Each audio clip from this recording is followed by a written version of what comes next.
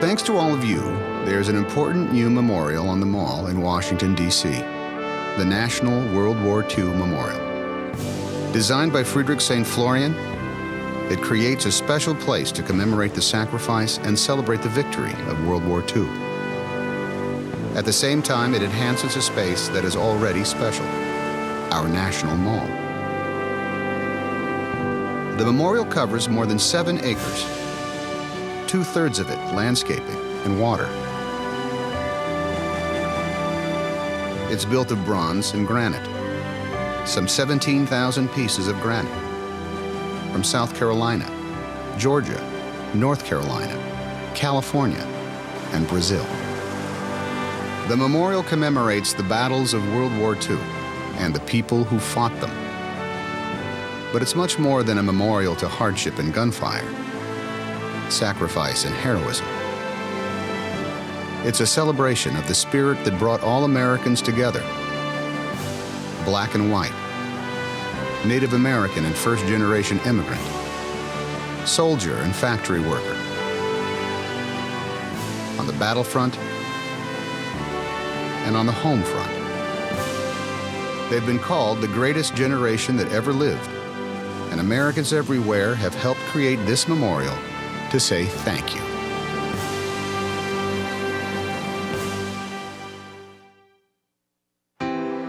Come with me and discover the special significance that's built into the granite and bronze of this memorial. We'll enter by the ceremonial walkway that leads from 17th Street. To your left and right, you'll see flagpoles. The base of each flagpole bears an inscription and the seals of the military services and merchant marine. Inset in the balustrades to your left and right are 24 sculptured bronze panels by Raymond Caskey, whose studio created all the sculpture for the memorial. The 12 on the north, to your right, depict the Atlantic front. The 12 on the south show the Pacific front. Most of the panels were inspired by historical photos. They depict not just battles, but the all-out mobilization of America's agricultural, industrial, military, and human resources that ultimately led to victory. When you reach the Memorial Plaza, you'll see a restored and improved rainbow pool, with its historic fountains working again for the first time in decades. Embracing the plaza are 56 pillars that represent each of the individual states, territories, and the District of Columbia. The pillars are joined together by a bronze rope that symbolizes the bonding of the nation in a common cause.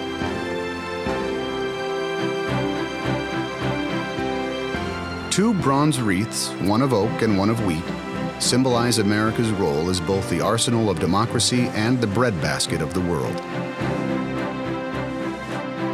To the right and left are 2 memorial pavilions, each 43 feet high. The South Pavilion commemorates the war in the Pacific, and the North, the war in the Atlantic.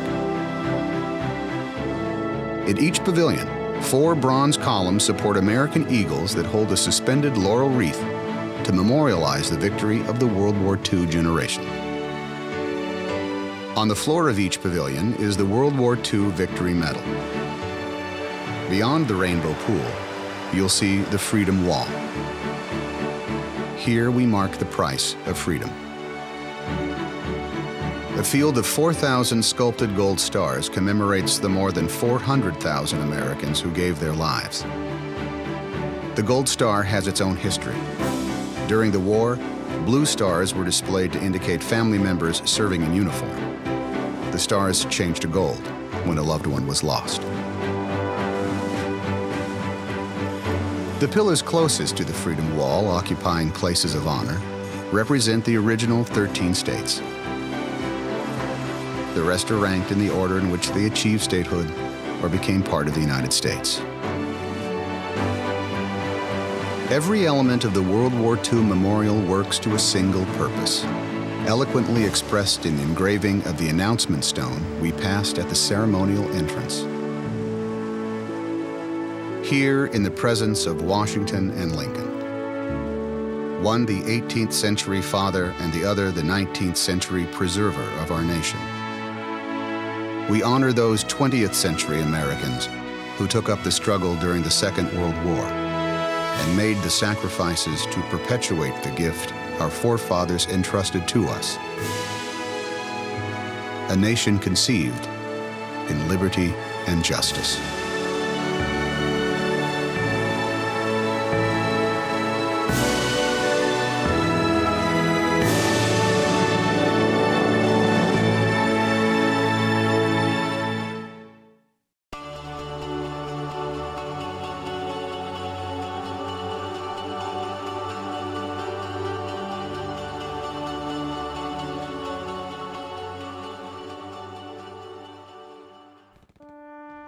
The Korean War Veterans Memorial rests on sacred ground near the Lincoln Memorial and the Vietnam Veterans Memorial on the National Mall in Washington, D.C. 33 years after the war, Congress authorized the creation of the Korean War Veterans Memorial.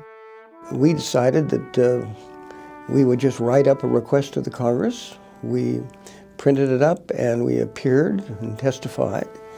And we requested a Korean War Memorial on the Mall. As you approach the memorial, you see the field of service, the 19 statues in combat formation emerging from the woods. To the left of the field of service is the United Nations curb, which lists all 22 countries who participated in the war. Directly in front of the field of service statues is the Pool of Remembrance, which honors the dead, the missing, and the wounded. Next to the Pool of Remembrance is the large granite wall, engraved with "Freedom is not free." Finally, the mural wall rests to the right of the field of service. One of the requests from the American Battle Monuments Commission was that we honored all the support forces, and most people don't realize I think it was, I can't remember, it was 17 or 19 support people for every one guy in the field. The design team held a competition for artists for the mural wall. Out of all the entrants, they selected designer Lewis Nelson as the muralist for the project.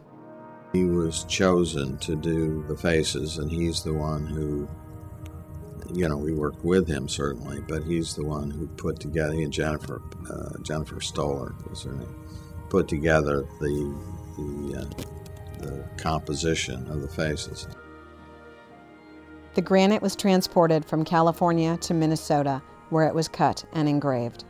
The wall is constructed of 41 panels of granite and measures 164 feet in length and ranges from 11 to 4 feet in height. We had a few test panels made in Minnesota, flew out there and looked at them and brought them outside, and they were covered with dust from the blasting and being in this plant. And we said, can we clean off the panels? And one of the workmen went and got a cup of water and a rag and poured the water across the top and wiped the panel, and it was, so big. And all the etching disappeared. And everybody was, oh my God. And then in about 3 minutes, this was sitting out in the sun, these faces slowly began to emerge out of the stone in this kind of almost magical experience, and we were all, just caught our breath. It was just amazing. The idea was, from a distance, when you looked at the field of service, the 19 guys, that this wall would appear to have lightly etched snow-capped mountains in the background. I suddenly realized these are not mountains. There are 2,400 pictures of the GIs in Korea between 50 and 53, and we call that the support wall.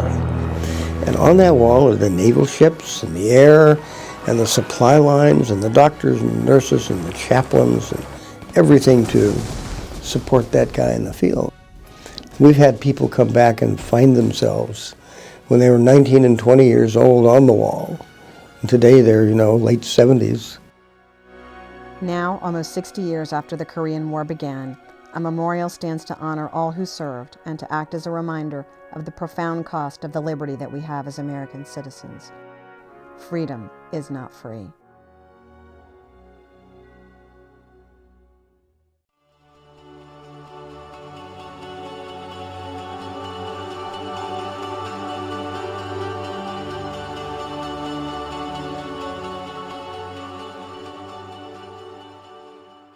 My name's Alan McCabe. I'm a Park Service volunteer. I've been honored over the last 12 years to have almost 7,000 hours here as a volunteer.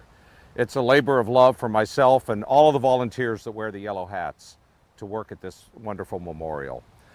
Because you see, this beautiful memorial had been designed by a 21-year-old college student from Yale, and her name is Maya Lin. So just for a moment, I'd like you to imagine the land behind you here without the wall there. This was just simply a gently rolling hill. Maya would later write that the first thing that she envisioned was a giant knife cutting a huge gash in America. And one of the reasons I always do the talk from up here is it's easy to visualize that knife cutting into the earth, digging deeper and deeper, and finally pulling back up out of the earth. So the wall itself is a wound or a scar in America. She used black granite as the material. Black, she said, is not symbolic of defeat, but symbolic of earth, since it is a cut into the earth. She used granite for a very specific reason. She knew granite would last hundreds and hundreds of years, but more importantly is the symbolism of granite. Granite acts as the permanent barrier between the living and the dead. We can reach onto that wall and touch their names, but they're never again going to enter our world. Maya also knew something else about black granite, and I also think that that's an extremely important part of this memorial. She knew that when you polish black granite, that the surface of the memorial would actually become a mirror. And so as you guys are down at the wall and looking at it, you will see yourself in the reflections of the names. And she wanted us, the living, to see our reflection in their names so that we would always remember that those guys were just like us. Sons, brothers, fathers, best friends, and boyfriends. In 1984, President Ronald Reagan spoke here, and I remember a line from his speech that day. President Reagan said, "Visitors will come to the wall to find the name of a loved one, and when they finally find the name, they will find it in their own reflection." The reflections off of that wall are so powerful, you can see visitors reflected all the way up here on the plaza. So now remember, one of the contest rules, the memorial had to contain the names, but the rules didn't say how the names needed listed. Maya Lin could have done it any way she wanted, but the way she did it is really the reason she won the contest. Visitors have asked me if the names are listed by state, or by branch of service, or by rank. A very frequently asked question is, why not list them alphabetically? It'd be easier to find a name that way, right? All the Adamses together, and Smiths together, and Johnsons. But there are 667 guys with the last name of Smith on the wall. And Maya Lin said she didn't want the memorial to look like a telephone book. What she did say is that she wanted the memorial to tell the story of a journey through time. And so Maya Lin wrote the story of the journey day by day in the order that they died or went missing. And that is so powerful to me for several reasons. First of all, it turns the memorial into a diary, literally writing the history of the Vietnam War day by day in the very names themselves. Secondly, is that it puts men who fought together and died together, always together on the wall. A squad in Vietnam could have had 8 or 10 guys from 8 or 10 different states, and maybe the only time they ever knew each other is when they were in Vietnam. But if they died together, they're always going to be together on that wall. And also Maya Lin said she wanted our Vietnam veterans to come back to this memorial and to find their own place in the journey.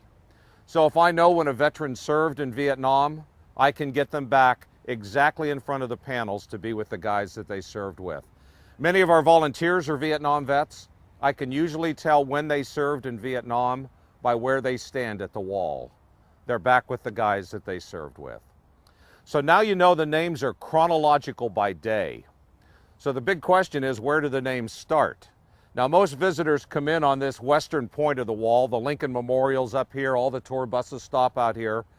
And it's logical or easy to assume that the names start at this end. But I also hear visitors telling their friends they think the names start up at the other end. The fact is, Maya Lin didn't start the names at either end. Maya Lin chose to start the names in the center of the memorial. And there's a very specific reason for that. That is the most powerful section of the memorial. It's the deepest section, 10.5 feet tall are the panels down in that area. and it's a very quiet place. It blocks out all the city noise and the street noise. So the wall starts with our first two men killed, Major Dale Bice and Master Sergeant Chester Ovnand, who died 8 July 1959. And from there it begins to read like a diary. Day by day, panel by panel, 29,000 names out as it works its way out eastward toward the Washington Monument. It recedes into the earth on May 25th, 1968. That's the halfway point in our losses. Then it swings around, it picks back up the same day, 25 May 1968, marches all the way back in another 29,000 names, and it ends with our last 18 men killed on May 15th, 1975. And so why would Maya Lin design the memorial this way? Well, her answer was so simple and so powerful. She said she did it this way so that the first and the last would be together. Her way of symbolically bringing closure to America's longest war. So it starts in the center, symbolically goes full circle. The Alpha and the Omega, the beginning and the end, side by side at the deepest section of the memorial. Maya Lin wrote that she wanted visitors to come in from either side. As they walk down into the valley, the cost of war will get more and more powerful around them. Until at the deepest section, where it's a very quiet place, you'll meet the first and the last together. And I always showed visitors how long this war lasted. Some of the guys killed on the last day, on the 15th of May, 1975, were only 18 years old when they died. They were only 2 years old when Dale Bice and Chester Ovnand died in 1959. But they're always going to be together, side by side, bringing closure to this terrible war. Maya Lin said as visitors exit the memorial that symbolically it would release them as they walk back out into the sunlight. She pointed the eastern wall right at the Washington Monument. She pointed the western wall right at the Lincoln Memorial. She said to do this, it would cradle the memorial between two of our greatest presidents and give the Vietnam Veterans Memorial an historical place here on the National Mall. Now, on this memorial, there are no references to rank, race, religion, gender, or branch of service. They all wore the uniform of the United States, and they all paid the same price. Black, white, Jew, Christian, male, female, a private or a general, it doesn't matter. On this wall, everybody is equal. There are some symbols that are used by the names, though, and every name has a symbol by it. Most names have a diamond by their name, and that means they've been declared dead. But when the wall was built, there were 1,256 men listed on the wall who were missing in action. So alongside of their name is a plus symbol, an artistic symbol of hope. Over the years, we've normalized relations with Vietnam. They've allowed our search teams back in, and we have found and identified the remains of more than 500 missing in action. And when that occurs, the engravers come back here to the wall in May, and they change the pluses into diamonds. They've now changed 520, including 13 this May, dropping the total of missing in action now down to 736. There's another symbol that was designed for the wall but never used, and that's that if we should ever find a missing in action who's still alive, we would put a circle around his plus, a symbol of life. Unfortunately, we've never found a missing in action still alive. The wall turned 30 years old last November, and it's hard now to imagine how this beautiful memorial could have been so controversial. But believe me, the critics screamed, and they screamed pretty loudly, and they were actually able to force a compromise. The compromise was the decision to add this statue, the three servicemen statue. It was added Veterans Day 1984, done by a great local sculptor named Frederick Hart. Hart depicts an African-American, Caucasian, and a Hispanic soldier, representing over 95% of the U.S. servicemen who were in Vietnam. He shows no reference to branch of service or rank because he wanted any of our veterans to be able to identify with them. And Hart's work here is so great that he even shows one of the soldiers with one of his dog tags laced into one of his boots. It was not uncommon for a soldier to separate your two dog tags, to keep one around your neck and lace the other dog tag into one of your boots. And Hart captures that. But to me, what's so powerful about this three servicemen statue is actually where it's at.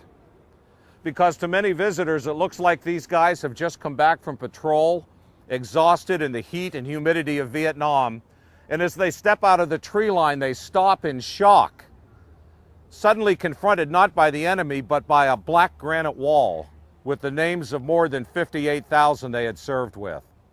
Others think maybe they've stopped up here, not wanting to get any closer because they're afraid they'll find their own name is written on the wall. About 100 yards down this walkway is the Women's Memorial, dedicated Veterans Day of 1993. Done by another great sculptor named Glenna Goodacre, Glenna depicts 3 uniformed American women aiding a wounded U.S. soldier as they wait for the rescue or dust-off helicopter to come in. And even though the soldier in the statue appears to have suffered a terrible chest wound, Glenna would later write that what kept her so focused on completing that sculpture was the belief that the soldier does not die, but is saved by those 3 women. We're often asked if there are any women on the wall. Well, the military's changed a lot in 40 years. We've lost about 150 women serving in Iraq and Afghanistan, but in Vietnam they were mostly behind the lines in support roles.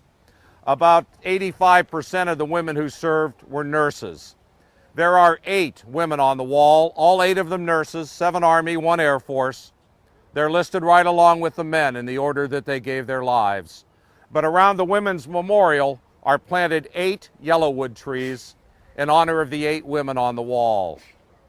And finally, several years ago, we recognized with a small plaque over here in the plaza the hundreds and thousands of men and women who have died as a result of their service in Vietnam, whose names will never be eligible to be on the wall. They may have died from post-traumatic stress disorder, cancer from exposure to some of the defoliants like Agent Orange that were used in Vietnam.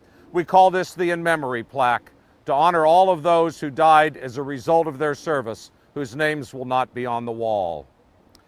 On behalf of the National Park Service and all the volunteers who work here at the Vietnam Veterans Memorial, thanks for remembering, and thanks for coming to see us today at the wall.